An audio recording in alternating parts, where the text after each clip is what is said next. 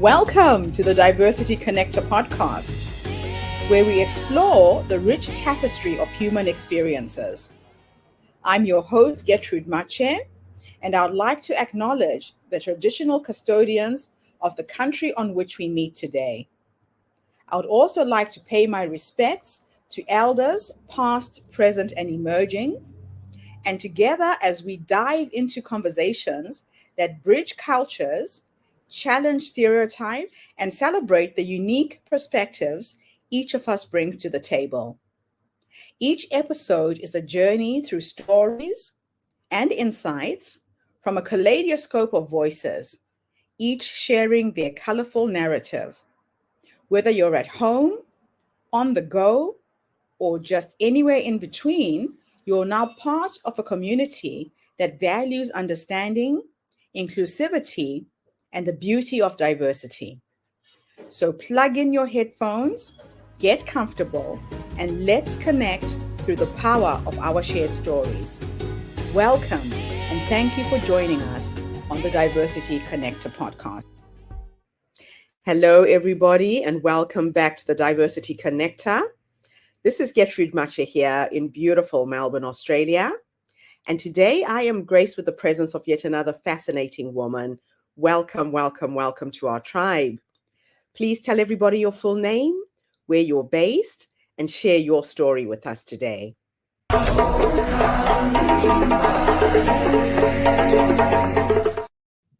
Thank you, Gertrude. What a beautiful intro. Thank you so much for having me. I'm very, very excited to be here.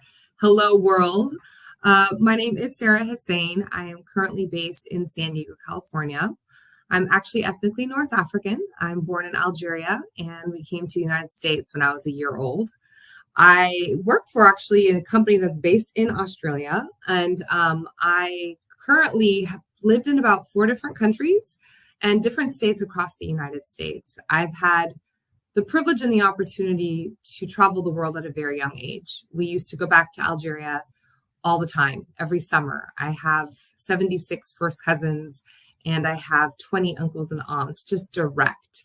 And so I grew up with a lot of love, a lot of music, a lot of good food, and a lot of just good times on the beaches of Algeria every summer. So those were very formative years. And I share that because I grew up with a very global lens at an early age.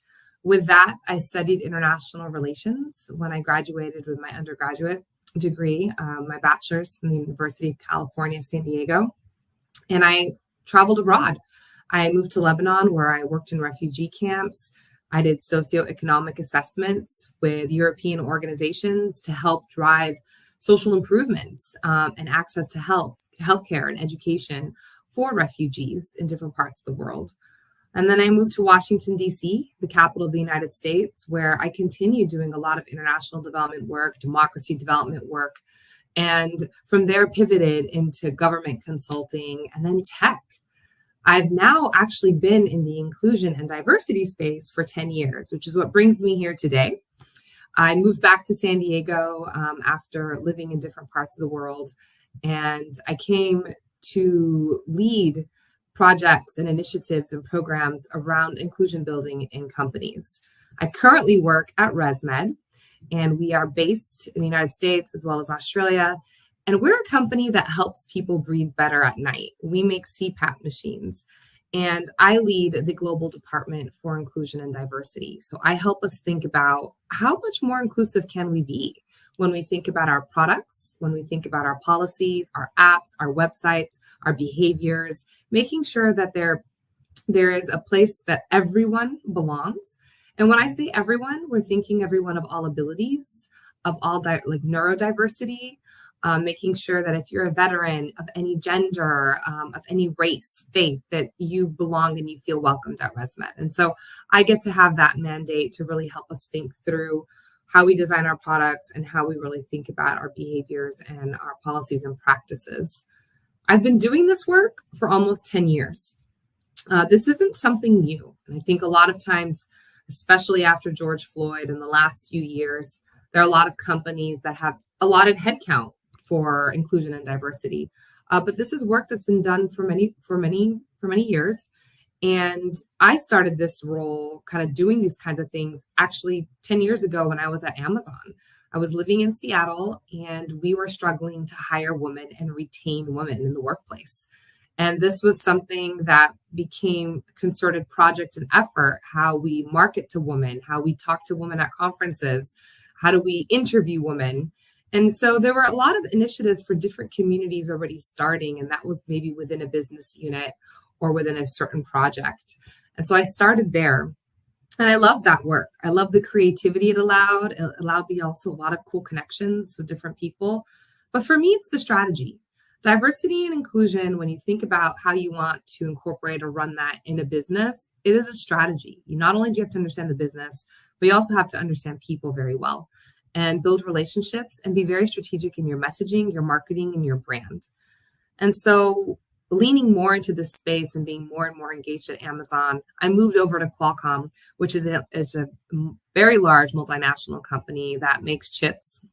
And they power a lot of devices that you and I probably all use, whether it's an Apple or a Samsung phone. And I moved there and I was the first hire to their inclusion and diversity team.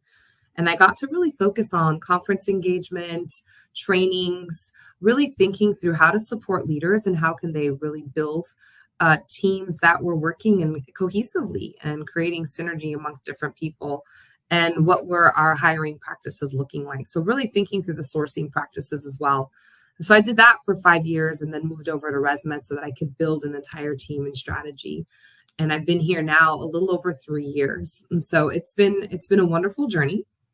And on my personal front, I do a lot of work as well in my own community here in San Diego. I do a lot with refugees. I do a lot with orphans in Mexico. We are bordering Mexico. And so there's opportunities for international development work there. And I also do a lot with economic inclusion and really thinking through what is the makeup and market of San Diego going to look like. Wow. Sarah, your work is so diverse. Your background is fascinating. From a young woman who was coming from Africa to the United States, your whole world is colored with a very intersectionality lens. So one of the questions that really comes up for me is, from your perspective, how do the concepts of diversity, equity, and inclusion interrelate, and how does belonging fit into that framework? If you could give us an example from your professional experience where these elements actually come together harmoniously. Yeah. Belonging is an outcome. And I love the fact you're starting with this question. So at ResMed, my team is called BIDS, Belonging, Inclusion, Diversity for Success. And belonging is not something you do. It's something that is an outcome. It's something you achieve through a series of actions, through a series of intentionality. And so you talk about diversity. Diversity is something that takes time to build. Companies can put in quotes if they want. They can have specific sourcing strategies, partnerships on the ground. So if you want to create a culture of belonging for different communities and for all communities, you have to have a lot of intentional programs and sourcing practices. Because I can't hire you and then not have process like communities in place to make you feel supported, whether it's as a woman or a woman of color, someone with a disability, all of that. You need to make sure that you have the resources in the communities in place. So I'm a big believer that in order to have belonging, you have to have inclusion first. Once you have the infrastructure in place to create an inclusive culture and that people are bought into that, then you can start fostering more diversity that will lead to more culture of belonging for everybody. So under your leadership, ResMed's D&I initiatives seem to have remarkable progress.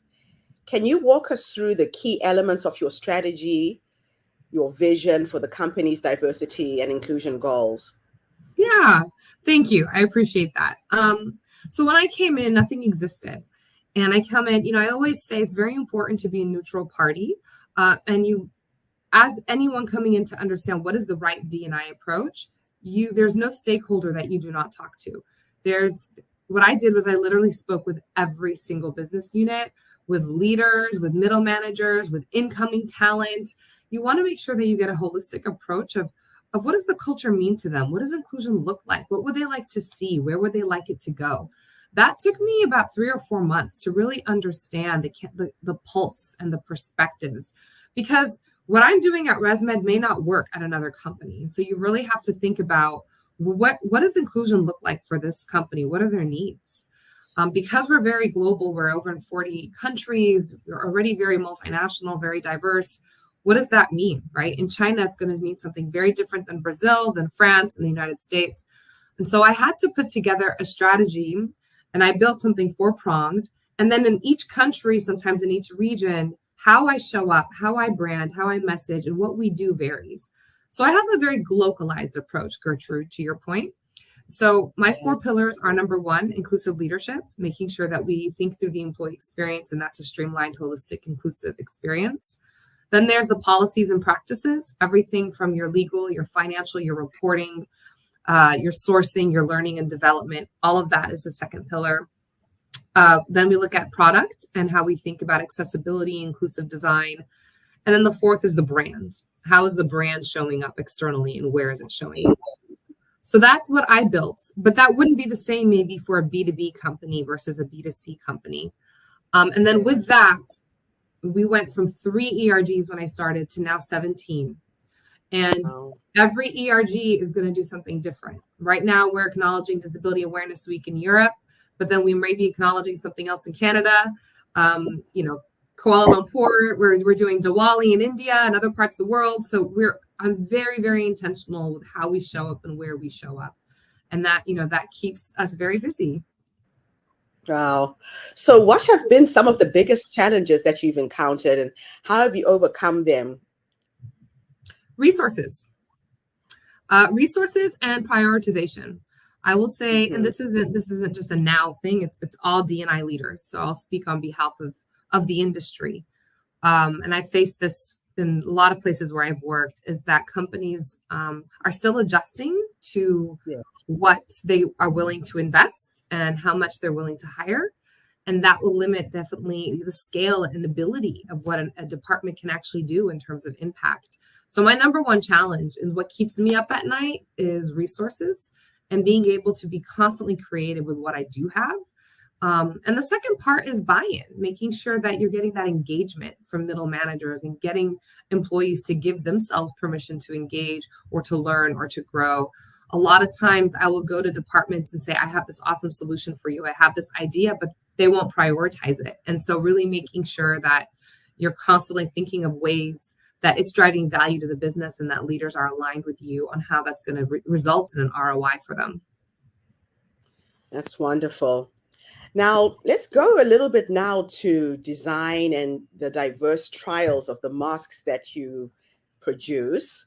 I think, when we were talking earlier, I told you that I'm one of your clients. When I was recovering from heart failure, I actually used the CPAP machine because I had terrible sleeping patterns, and it really changed my life. Now, can you delve deeper into the significance of ResMed's journey of diverse sleep and mask trials? Yeah. What was the essential aspect of your D&I strategy? Yeah, I can only say for when I've been here the last 3 years, that was something I started right away. The inclusive design team was my second week I met with them. Right. And there's been a great group of people who are working with our design teams, our mask design teams, to really think through the accessibility of the mask, whether it's dexterity issues, whether it's age, whether it's audio or visual impairments. How are we building masks that are very accommodating? Also, we all have different faces, different backgrounds. So as someone from Africa, right, will have noses and faces and jaw structures different than Asia. And so there was this awareness. The challenges that ResMed has had to date is around getting people to sign up for our sleep trials. So a lot of that is we might be putting the messaging out there, and then the response may not be as diverse as we would like. So what I've been doing the last 3 years is working with that team on how we message to different communities, right? So maybe you and I speak different languages. We're from different countries. I know that if I were to go to Algeria, or I'd even go to France or China, the way I'm going to speak about something as intimate as sleep is going to be different. And so being very mindful and thoughtful about the words we use, how we show up, and bringing people from that culture to talk about it.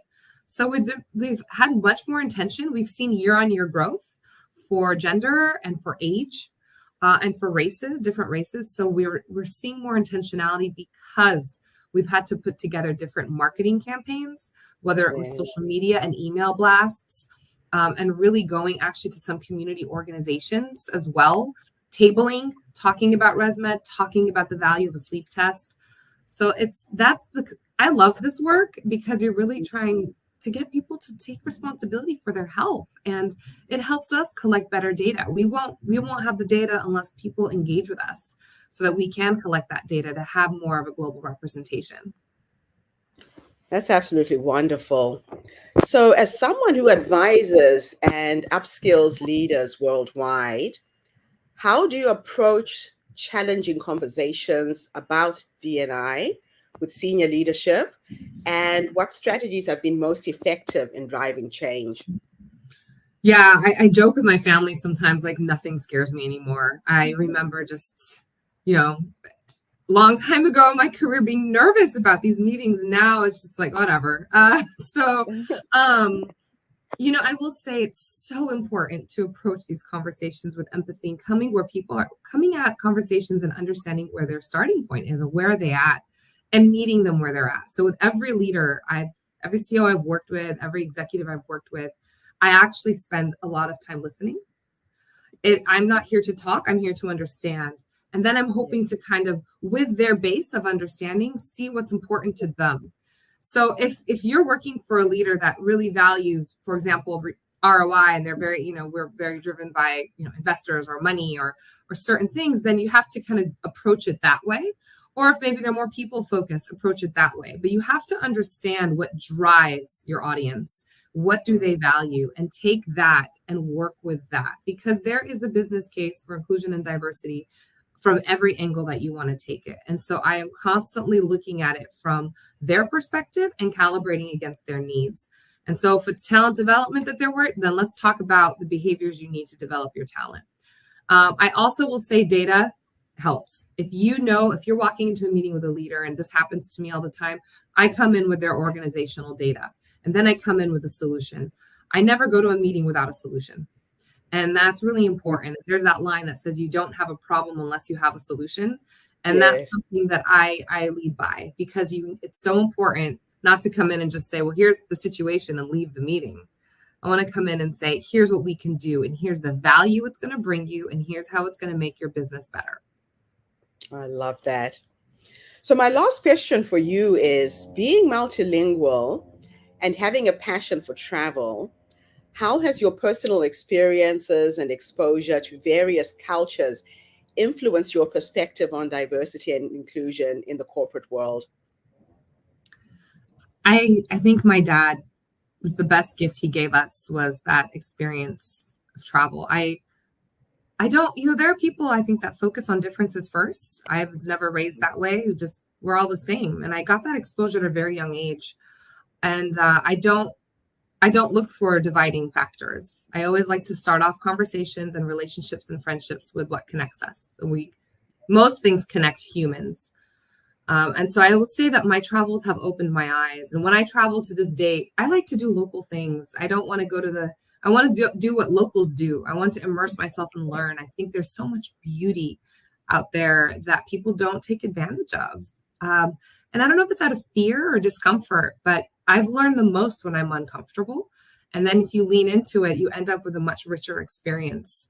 So I always encourage travel. I think it's the best classroom, and it's the best way to learn. And I know that it's formed me to have that level of empathy and relatability with everyone that I meet, regardless of where you're from or age or faith. It doesn't matter.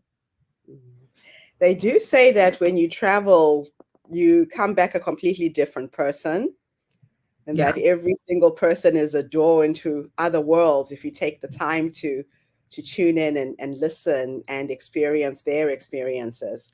Yeah. So the work you are doing is absolutely crucial in changing the world for good. If I could teleport you into the future, you're now 80 years old and you're sitting on your rocking chair surrounded by your family, your friends, your dogs, and your cats. And if you could go and have a conversation with this wise woman who's led you to that point, based on how you're living your life and the contribution you're making, what would you say to her when you finally meet her? Well, you're catching me at a time where my advice would be, slow down a little bit. You'll still get there. I think sometimes there's so much that you want to do, and I try to fix the world. I'm trying to do so much, but kind of take a deep breath and really focus on what your main priorities are and what you can accomplish. I think my biggest learning lesson that I continue to learn is to slow down, to take deep breaths, and to take care of myself. This work is hard. It's emotionally draining. And I found myself sometimes, crying in a corner, I leave the desk and go straight to bed because I'm so tired. And so feedback I have is always, making sure that you take care of yourself along the way, because this work isn't easy. And taking care of yourself is also not easy. And sometimes it's easier to work than to take care of yourself, which is a mistake I've made a couple times. And so my advice is, health first, mental health is important, and work will always be there. The causes will always be there too. That's another thing. It doesn't change. They're not going to disappear. But I need to make sure I don't disappear in the process. So I definitely think, slow down and take it easy. I love that. Sarah, thank you so much for coming online today and gracing us with your presence and your experience. This has been a fascinating interview. I really look forward to staying connected with you. Thank you, And Gertrude. thank you to everybody who's tuned in today. The Diversity Connector is bringing us voices from all over the world. So tune in again tomorrow when I interview another interesting guest. In the meantime, have a fantastic day, morning, or evening, wherever you are in the world, and bye for now. Thanks again, Sarah. And that's a wrap, everybody, on today's episode of the Diversity Connector podcast. Thank you for tuning in and being part of our vibrant and global conversation. I'm your host, Gertrude Mache, and it's been an honor to share this space with you, where voices from all walks of life come together to weave a tapestry of diverse perspectives. Remember, every story you've heard today is a thread in the larger fabric of our shared humanity. So, as you step back into your world, carry these stories with you and let them inspire you to embrace and celebrate the rich diversity around us. Don't forget to subscribe, rate, and review our podcast to help us share these inspiring stories with more listeners.